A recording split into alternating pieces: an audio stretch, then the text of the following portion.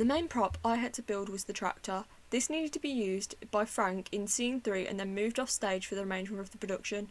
This meant that the tractor needed to be on wheels as it needed to be easy to move on and off stage. This is really important, otherwise the transition wouldn't work and the tractor would be there in the remaining scenes where it doesn't fit, ruining the aesthetic of these scenes. In our first meeting with the director, she gave us a reference photo for what she wanted the tractor to look like. This was important that we use this photo as inspiration as the director had envisioned this for the tractor and we needed to make sure that we were always meeting the director's vision. I then spoke to the scenic designer and she said she would design the tractor as a part of the set in SketchUp. This was important as it means that the tractor will fit in with the rest of the set and will not stand out as being designed differently. I made sure that she knew the dimensions and that the director required for this tractor and what the actor had to do in it so the design matches. It was so important that the set designer knew what the actor has to do with the tractor, otherwise when it comes to tech the tractor wouldn't look the way the actor expects, meaning that the scene might not work properly. Once these designs were signed off by the director, I took these designs and found out the measurements of the overall tractor and created a scale drawing based off these measurements. It was important that I stuck to the measurements the designer had given me for the tractor because it needed to fit between the two front pieces of steel deck, and if I didn't stick to these measurements it might not have fitted correctly. Therefore, I created a scale drawing for this tractor. The reason I created the scale drawing is so that I knew what measurements I should use for the different sections of the tractor and what sizes I needed to find the tractor tyres so that it would look effective and that they wouldn't be too big or heavy to attach to the wooden structure that the main tractor was being made out of. I sourced the tractor tyres, but as they came off a farm they were really dirty, so before transporting them into the workshop I made sure to give them a good cleaning. This means that they won't get dirty all over the workshop and won't get dirt over the other set pieces that were in there. Once I brought the tractor tyres into the workshop, we started constructing the tractor. We had a base on wheels already to the measurements that we needed and found some wooden pallets that had already been constructed in the workshop, which fit perfectly on top of this base. I made sure the pallets were secure and strong before attaching them to the base, as one of the actors needs to sit on a chair while on top of these pallets. If they were not secure or strong enough, when an actor gets on top of it, it would possibly break, meaning that actor could get hurt and this wouldn't be safe for them to stand on. We made sure we only made it out of the pallets which were secure to make sure that an actor could stand on it. Throughout the whole time I was checking the strength of this main structure. I took 4 of these pallets and one at a time drilled them together using the screws and the impact driver. I made sure to use the thick long screws as they needed to go through a lot of thick wood when attaching them together. If I didn't screw them in correctly, then when an actor comes to stand on it or someone comes to move the pallets, they might just fall off and this wouldn't be safe for people to use. I made sure that every side had at least 2 screws in to make sure that the pallets were secure and would not move, therefore being safe. Once I had attached the pallets to the base, I needed to attach one to the front to represent the front of the tractor. The way I did this was by putting a piece of 2x2 timber on the floor and putting the pallet vertically on top of this. Then again, using screws and impact driver to attach it to the main body of pallets that I'd just created. It was important that I put the timber below it as it was touching the floor, and when it comes to move it, it means that it would be so much harder to move as it would cause friction on the floor, meaning that it would take more people and more time to move it on and off stage. Once the front section was on, I made sure that it was still easy to move on and off stage with the wheels and that there was still an easy way for an actor to climb on top of the tractor. I then measured the top of the tractor and took a thick sheet of MDF to put on top of the stack of steel pallets, as the top of the tractor needed to be secure for the actor to stand on, otherwise the actor wouldn't be secure when standing and sitting on the tractor. I then used a jigsaw to cut the sheet of MDF out. The reason we use a jigsaw was because it gives us a clean straight cut for the MDF.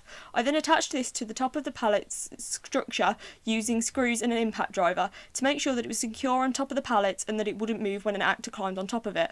I then also checked to see that if it would look good with the chair on top of the tractor, as the actor could stand and sit on top of the structure we had just built, and it looked good with the chair on top. I then started to attach the tractor tyre to the structure. However, we realised we were doing this, it was very difficult to get the screws to go into the wood as the pallets had gaps between them where the tractor tyres were sitting. This is when we decided to take off the tractor tyres that we'd already put on as they weren't secure and build a wooden square to the size of the circumference of the tyres so that we could drill the tyre into this and then attach the wooden 2x2 frame to the structure of the tractor, as this was more secure and it made it a lot easier to actually screw into the structure. Even though attaching the tyres took longer than I anticipated, it was the right call to change the way we were attaching them, as it made them a lot more secure and it made it a lot easier for them to attach, and also it wasn't falling off as we were moving the tractor. After the lighting designers took a look at the tractor, we discussed the possibility of having working lights on the tractor. This would bring the tractor to life and make it further represent what an actual working tractor. I consulted with my lighting designers and they started to experiment with different fixtures, techniques that would happen to make these lights happen. In the end, we decided to use little birdie fixtures and to put a battery in the tractor to make this to work. This is when the technical team and I cut out a hole that sunk down into the tractor to be able to fit the battery into it, and worked out the best way to rig these birdies to the front of the tractor. We decided to have a shelf at the front so that they come out of the design so it looks like the front of the tractor, so it actually looks like headlights. I then completed a quick sketch of this. This sketch showed where the lights would be going and how the front of the tractor might have looked. I then started to cut a piece of MDF out using the jigsaw into the shape that I designed. This was further represent the front of the tractor. I then held it up against the front of the pallet and realised you couldn't see the design of the MDF as it blended into the wooden structure. This was when, after talking to the scenic designer, we decided to paint the MDF black. However, after doing this, I held it up against the rest of the tractor again, and I realised that it really didn't fit in with the rest of the tractor and made it look too cartoony and not realistic enough. I then decided to scrap the piece of wood and restart while I was thinking about this, because this didn't meet the director's vision, so I decided to scrap the idea and try a completely new idea for the grille. While I was thinking of a new idea for the front of the tractor, we finished putting the lights on the tractor by putting a piece of 2x1 behind the front of the pallet as a shelf for the birdie to be screwed into, and used the jigsaw to cut out 2 little circles on the front of the pallet so that the birdie lights could stick out and there wasn't anything obstructing their beam. Once all of these final details were finished, we attached the wiring, tested them to see if the lights would work. Once the lights had come on, it really brought the tractor to life and made it look like a working tractor. This then gave me inspiration for the front of the tractor, as the lights gave the impression of headlights.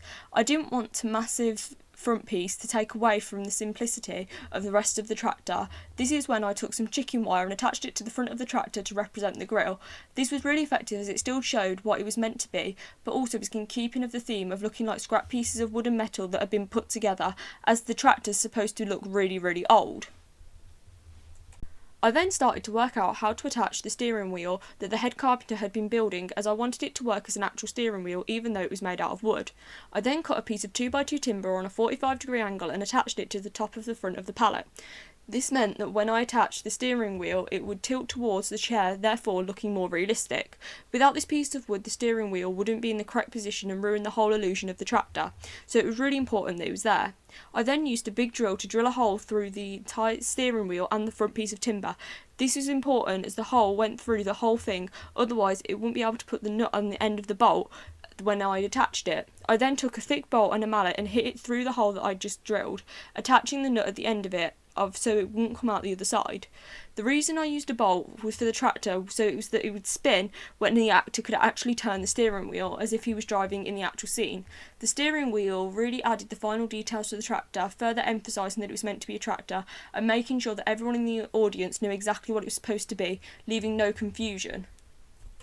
Once the steering wheel was on, I stained all of the wood to make it look old and to give it the impression that the tractor had been doing days ploughing up and down a muddy field in the fenlands in the winter. It also gave the impression that the tractor was old and run down, as the farmers could not afford to buy a new tractor without selling the farm.